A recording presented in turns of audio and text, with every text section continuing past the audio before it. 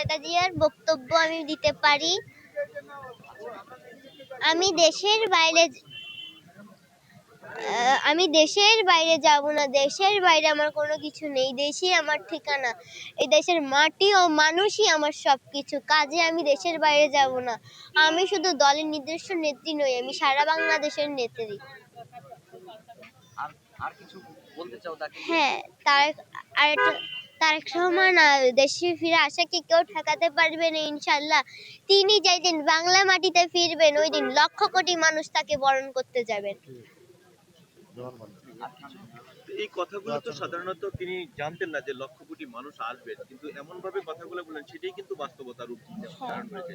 কিন্তু আর ওনার সম্পর্কে আর এমন কোনো কথা রয়েছে আপনি যেটা জানেন, যে জিনিসটা আপনার মনে এবং ধারণ করে থাকেন?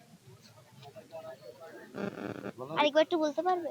খালেদা জিয়ার সম্পর্কে এমন কোনো কথা আছে যে কথাগুলো এখনো মানুষের মনে সারা দিন জমে থাকবে এবং মানুষের ভালোবাসা হয়ে থাকবে জিনিসগুলো? তিনি দেশের বাইরে যাননি। তিনি দেশের বাইরে যাননি, দেশের মানুষের পাশে দাঁড়িয়েছেন। তিনি কখনো অন্যের পথে আপোষ করেননি। আর আপনাদের কাছে একটা দোয়া চাই, তিনি যদি জান্নাতবাসী হন, আর তার রুহুর মাগফিরাত দোয়া কামনা করি। আপনার নাম কি? আমার নাম সারিকা ফাতেমা, কোথা থেকে এসেছেন আপনি? যশোর। এই যে আজকে আপনি যে খালেদা জিয়ার মানিলো ছাদে যে আপনি শ্বাসটা দিয়েছেন, এটা আপনার কাছে কেমন লাগতেছে? আমার কাছে খুব ভালো লাগতেছে। বড় হয়ে কি হতে চান আপনি? আমি বড় হয়ে দেশনেত্রী বেগম খালেদা জিয়ার মতনই হতে চাই। তার মতো হতে চান? আপনার বাবা মা তারা কি করে? আমার বাবা যশোর জেলা যুব দলের প্রচার সম্পাদক। তিনি 17টা বছর অনেক আন্দোলন করেছেন, মিথ্যা মামলায় জেল খেটেছেন। সত্য কথা বলাতেই মিথ্যা মামলায় জেল খেটেছেন।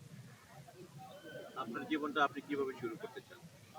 আমি বড় হয়ে আমি আমি রাজনীতিবিদ হতে চাই, দেশের মানুষের পাশে দাঁড়াতে চাই। দেশনেত্রী বেগম খালেদার জন্য আপনারা সবাই